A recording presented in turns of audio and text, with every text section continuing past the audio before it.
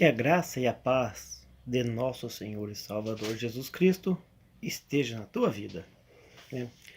Aqui quem fala é Silvio Pinheiro, do canal Cristianismo e Vida Terrena, né? Mais uma vez estamos nos encontrando aqui nesse vídeo para falarmos sobre assuntos relevantes às igrejas, aos comportamentos, à defesa da fé apologética, defesa da sã palavra de Deus, que é as escrituras que são as escrituras sagradas, né? A verdadeira palavra de Deus, né? Palavra viva e eficaz que trabalha no nosso coração. Bem, o assunto de hoje é referente a orgulho cristão. Meus queridos, meus amados, você sabe o que é um orgulho cristão? Já ouviu falar, por exemplo, que eu trato muito sobre a CCB, que os irmãos na fé da congregação cristã no Brasil, eles têm orgulho cristão? Bem, não é orgulho de sentido de meritocracia. Olha, nós temos orgulho daquele irmão. Não, não é isso, não é esse sentido. No sentido de orgulhosos, presunçosos, né? Então o que acontece? Esse tipo de comportamento, eu estive lá há 8 anos, né? 3 como visitante e 5 como membro, né? E depois continuei, depois saí de lá visitando, conheço 2 ou 3 centenas de irmãos. Por nome, 90, 100 irmãos por nome. E o que acontece? Durante os cultos, as pessoas manifestam um tipo de comportamento, e esse comportamento às vezes não é o mesmo que está na Bíblia Sagrada para o cristão. E um grande exemplo disso são os vícios. Não estou falando de bebida alcoólica, não estou falando de cigarro, não estou falando de drogas ilícitas. Dos vícios na linguagem, vícios no comportamento, vícios no trato com as pessoas. Então, esses vícios, né, que se tornam gírias, formato de andar, de conversar, de se expressar, são vícios adquiridos hereditariamente, né, no cristianismo, né?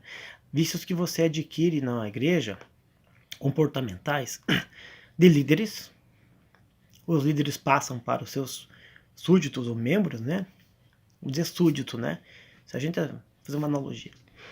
E esses membros passam para os seus parentes e filhos na fé, para os seus filhos sanguíneos, né? Parentes, filhos mesmo, né? Filhos biológicos, e também para vizinhos e pessoas que frequentam, visitantes. Elas acabam adquirindo aqueles vícios comportamentais. Entre eles, o orgulho cristão. Olha, não é muito difícil você ir numa igreja da congregação cristã e durante um momento de testemunhança, que se fala aos irmãos, né? Testemunhos, né? É um momento lá no culto da igreja em que se destinam que as pessoas possam, por um pequeno momento ali, se expressar, né? Isso aí tem 2 funções, né? É motivo de fazer outro vídeo, mas a função realmente é bem clara, que é promover a igreja, não é pagar voto. É até bonito que a população possa ir lá na igreja no momento de liberdade, né? Você ter a liberdade de subir a um altar, um púlpito e lá no microfone poder pagar um voto e saudar as pessoas, né? Os irmãos na fé. Mas na verdade a verdade verdadeira do motivo de se dar liberdade para que alguém que não seja ministério ir falar no microfone é a promoção automática da igreja. A pessoa vai lá passar uma mensagem, um agradecimento, e nesse momento ela vai engrandecer a igreja, engrandecer o ministério, ela vai engrandecer. Ela diz que vai engrandecer a Deus, mas na verdade vai agradecer a igreja, né? Não é difícil você ir numa igreja, congregação cristã, e ver um testemunho. Nos testemunhos eles chamam a igreja de graça maravilhosa. Olha, eu dou graças a Deus, irmão, porque aqui, irmãos, que eu estou aqui, porque Deus me chamou para esse santo e bendito caminho. Aí você desmerece todas as igrejas. Se você vai numa igreja, você é evangélico, de outra denominação, e vai conhecer a congregação cristã, e você vai ver muita diferença. A pessoa vai dar um testemunho e fala assim, ao invés de eu dar um testemunho, quero contar para os irmãos que Deus me libertou de tal doença, Deus me preparou um emprego, Deus me me transformou, me libertou de um vício, o Senhor curou um amigo meu, o Senhor fez maravilhas. Não. Eles já chegam lá e falam assim, agradeço por estar nesse caminho santo, nessa graça maravilhosa, porque eu sei que se eu for firme e fiel aqui nessa maravilhosa graça, eu herdarei coroa de vida eterna com vocês todos que estão seguindo essa santa e maravilhosa graça. Então, esse orgulho cristão, esse testemunho, esse formato de dar um testemunho, prestar um testemunho na igreja, ele promove a igreja. Ele promove a igreja, ele não edifica a igreja, ele promove. Tudo que a gente vai fazer tem que ser através do quê? De edificação. Você acha que vai edificar uma pessoa contando testemunho, e em vez de engrandecer o nosso Senhor Jesus, engrandecer ele na igreja, por tabela, e diz que está agradecendo ao nosso Deus. Não, não está. De vez em quando alguém vai falar de Deus e fala da igreja, mas de uma forma que expressa que Deus está somente lá, né? Eu já vi testemunhos, pessoas dizendo assim, eu estive em tal denominação, o Senhor me tirou de lá. Gente, Deus vai tirar você de uma igreja cristã, batizado nas águas, aceitou o Senhor como Salvador. Deus vai te tirar de uma igreja e botar na outra. Não tem fundamento. Não existe lógica cristã. Alguns textos do catolicismo que foram retirados da Bíblia já falavam alguma coisa, né, sobre o assunto. Nós temos, por exemplo, um texto bíblico que está na tradução que nós usamos hoje, né, tanto a João Ferreira de Almeida, quanto a NTLH, a King James, as outras traduções, Mundo Novo, etc., Vulgata Latina, que tem um texto de Timóteo, que diz que isso aí era normal e natural que acontecesse, que viram pessoas que você admoesta e fala para não fazer aquilo, e eles continuam fazendo, que não tem a mesma fé, que não segue a verdade, segue homens e doutrinas, né? Porque é notório, irmão, eu mesmo, irmãos, eu vi pessoas mais velhas chegando no jovem, que dá um testemunho, sempre engrandecendo a igreja. E os mais velhos chegavam e falavam assim, irmão, não faz mais isso, olha, vamos controlar as palavras, né? Não é bem isso que Deus quer, né? Não é o propósito do momento. E a pessoa fazia que escutava, entrava aqui, saía aqui, próximo culto ia testemunhar, mesma coisa. Eu agradeço a Deus, porque Deus me chamou para essa bendita graça, para essa maravilhosa graça, eu não sendo merecedor, e aqui o Senhor transformou minha vida, porque aqui é bom, porque aqui é bom, porque aqui lá é ruim, e assim por diante, né? Eu agradeço a Deus porque eu nasci na graça, e ainda fala quantos anos tem. Esse Deus me saiu, já estou aqui há 40 anos, 42 anos, 50. É sempre a mesma coisa, um orgulho cristão. As pessoas têm orgulho de pertencer à congregação cristã no Brasil. Elas levam tempo de permanência na igreja, a quantidade de anos está lá, como se fosse um galardão. Como se a cura do galardão fosse maior. Como se fosse... Você está há 30 anos numa igreja de congregação, fosse garantia de salvação. Eu tenho visto aí canais de irmãos, né, que falam sobre essas heresias e costumes também que têm ocorrido na congregação cristã serem censurados. Serem censurados porque os líderes desta denominação, réprobos na fé, eles acabam não aceitando a verdade, né? Então eu vou ler para vocês um texto hoje, é um texto pequeno, que está em Timóteo. Eu vou usar uma versão católica, uma versão que deve ter uns 1000 anos, mas a minha edição da Bíblia não tem tudo isso, né? É uma edição em português de Portugal, que ela tem 90 anos. Essa tradução aqui, que eu tenho aqui, é uma tradução da Vulgata Latina, né? Nihil obstat. É uma tradução latina, em português de Portugal. Ela foi atualizada em 71. Essa edição já tem 90 anos, é uma edição de 71, uma impressão de 71, mas é uma edição de 90 anos. Então o texto que eu vou ler para vocês, ela se encontra na segunda carta de Timóteo, no capítulo 3. O título diz assim: A corrupção dos últimos tempos.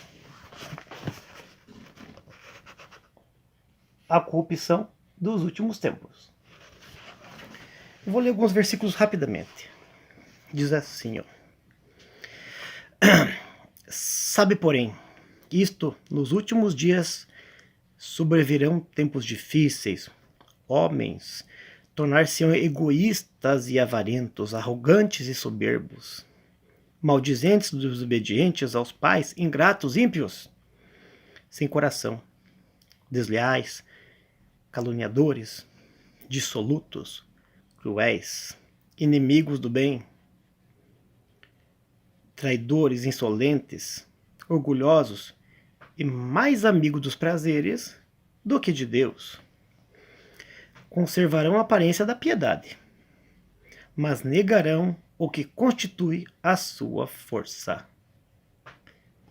Foge destes, pois alguns deles introduzem nas casas, levam cativas mulheres carregadas de pecados, e seduzidas por toda espécie de paixões, as quais aprendem sempre e nunca chegam ao conhecimento da verdade.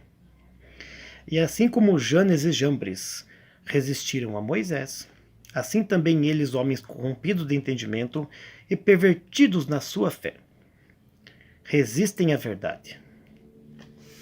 Então eu li até o versículo 8. Eu li o capítulo 3, segunda carta a Timóteo, do versículo 1 ao 8. Tá? Mas é interessante que na versão que fala que estes homens insolentes, arrogantes, orgulhosos, presunçosos, mas que têm uma aparência de piedade, uma aparência solene, uma aparência de amor, uma aparência, vão manter uma aparência, mas eles são réprobos de entendimento, desqualificados na sua fé, que eles perdem a fé genuína da verdade e lutam contra a verdade e vão estar sempre aprendendo, sempre aprendendo. Não estou dizendo que todos são assim, mas esse texto é um texto antiguíssimo, como todo o Novo Testamento é antiguíssimo. Está escrito, é uma lição, é uma correção. Aqui no caso da carta, é a carta de Timóteo, já está deixando claro que iria acontecer. Então, se você está sendo avisado de antemão que vai acontecer tal coisa, você já não é mais inocente. A inocência é quando você não conhece, desconhece, faz automaticamente. Mas você estando avisado, você perde a inocência. Você já não é considerado inocente. Você é considerado culpado. Assim como a lei de Moisés veio, ela acabou produzindo nas pessoas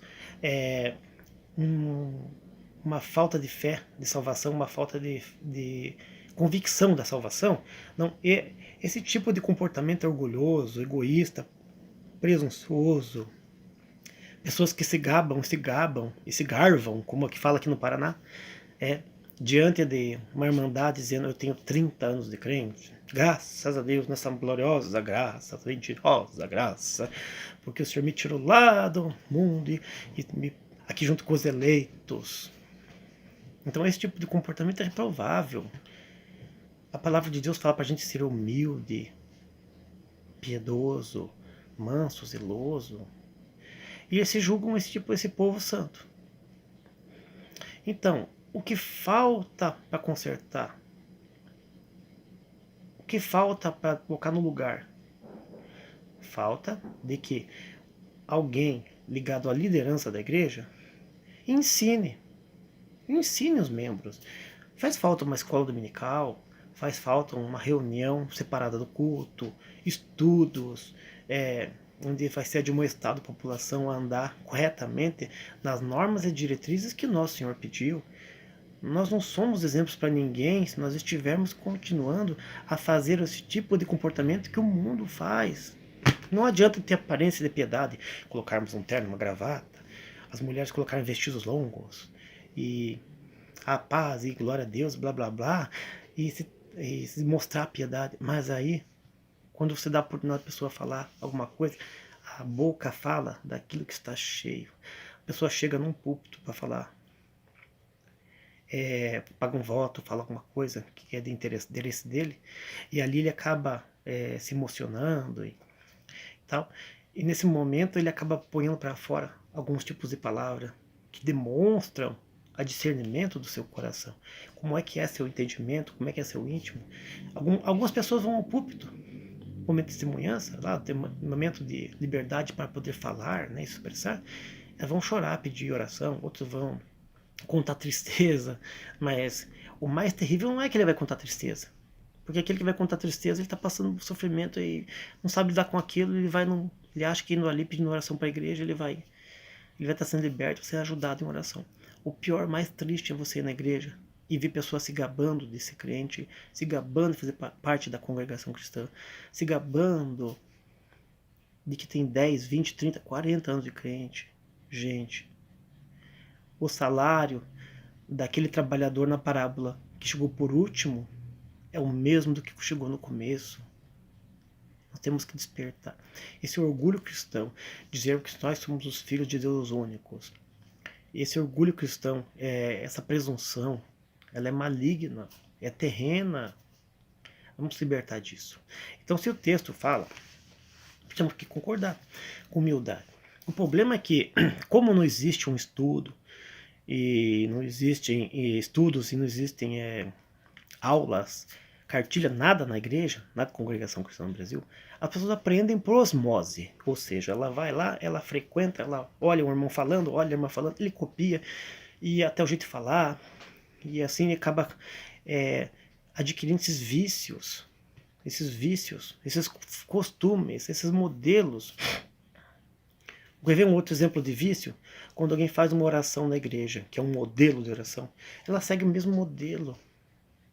Ela fala no mesmo modelo, ela fala no mesmo tom de voz, ela copia a oração da outra, não é espontâneo, porque tem que ser a oração da igreja, faz parte da liturgia da igreja. E se ela mudar uma coisinha ou outra ali, ela nem termina a oração, a outra pessoa já levanta a oração, como se aquela oração que o irmão fez não fosse válida, porque esses vícios acompanham aqueles que não têm entendimento. Se numa igreja bem administrada já acontece algumas falhas, é natural que numa que é desorganizada como é a CCB, totalmente desorganizada, aconteça. A pessoa chega na igreja e descamba a falar durante um testemunho, antes de começar a contar o testemunho, agradecer uma libertação ou pagar um voto, já começa a descascar, fazer propaganda da igreja.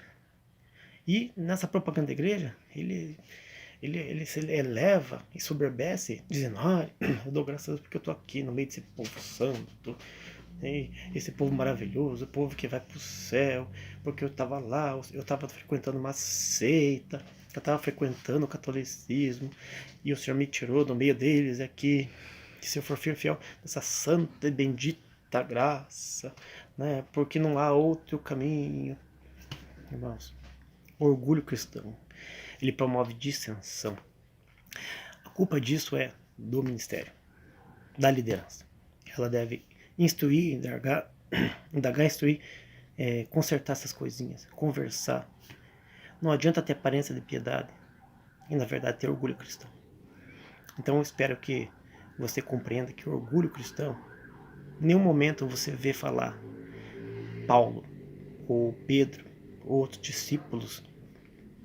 Não vem falar, olha, eu dou graças a Deus porque eu dou graças a Deus porque eu faço parte do ministério do apóstolo Paulo. Eu dou graças a Deus porque eu faço parte do ministério de Apolo. Eu dou graças a Deus porque eu faço parte do ministério de São Pedro. Não, não tem. Até o apóstolo São Paulo falou, uma certa carta que todos nós somos de Cristo. Não quer gentil, quer grego, todos nós somos de Cristo. Então temos que concordar que existe uma unidade da igreja. A igreja somos nós. Então vamos ser unidos com Cristo na humildade. Humildade não quer ser humilhado, não. Humilhado é uma coisa, humilde é outro. Agora, você ser torpe e ganância, avarento, orgulhoso, presunçoso, aí chega na igreja testemunhando, além de ser orgulhoso no sentido do orgulho cristão, ainda vai falar de avareza. Deus me preparou um carro. Aleluia. vai entrar com o carro no céu. Ai, Deus preparou, glória a Deus, uma casa, porque agora Deus preparou uma casa com 5 quartos, sei o quê. Aleluia, vai ter essa casa lá no céu. Pagar voto não é isso. Faz a propaganda da igreja. Faça a propaganda de Cristo. Ele não precisa que você minta, nem que aumente. Fale de Cristo. Pague seus votos. Seja humilde. Agora, seguir fórmula e vícios que acontecem no meio dos irmãos para demonstrar humildade, essa falsa aparência de humildade, não leva gente a lugar nenhum. Então, eu espero que tenha entendido esse texto. Espero que os irmãos que escutaram esse meu pequeno vídeo de 22 minutos aqui, me estendi bastante, possam pesquisar. Se você for pesquisar esse texto na João Ferreira de Almeida, você vai achar lá ele com o título de Extrema Corrupção dos Últimos Tempos. Na João Ferreira de Almeida é Extrema Corrupção dos Últimos Tempos, né? Então fica aí a dica para os irmãos, para as irmãs, que sem querer às vezes comentaram ou fizeram esse tipo de indagação ou fizeram esse tipo de exclamação na igreja, pronunciar dessa forma. Se você fez por osmose ou por simplesmente por sem querer, fez automaticamente, você está sendo perdoado automaticamente por Deus, porque você fez na inocência. Mas se você fez sabendo que é errado e você faz e tem gosto em fazer, você está começando a cometer um deslize aí. Então vamos se atentar mais no que falamos em cima de um púlpito e nos dirigirmos da forma que dirigimos a visitantes e membros de outras igrejas. Espero que você tenha gostado do vídeo. Que Deus abençoe a tua vida, a tua família. E se inscreva no meu canal, Cristianismo e Vida Terrena. Comenta bastante, concorda, não concorda, comente aí, tá bom? Estamos abertos a sugestões, tá bom? Espero que Deus abençoe todo dia, tua noite, teu trabalho, no nome do nosso Senhor e Salvador Jesus.